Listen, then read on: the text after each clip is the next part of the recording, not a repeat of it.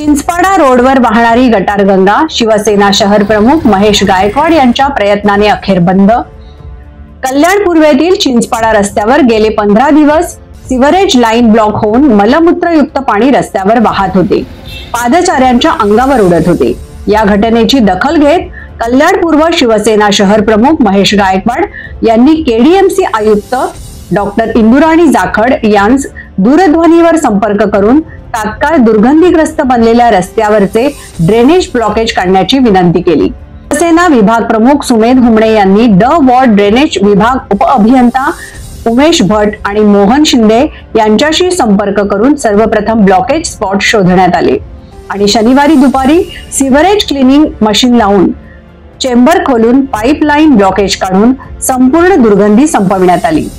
यामुळे चिंचपाडा रस्त्यावर ये जा करणाऱ्या वाहन चालक आणि पादचारी यांना मोठा दिलासा मिळाला आहे।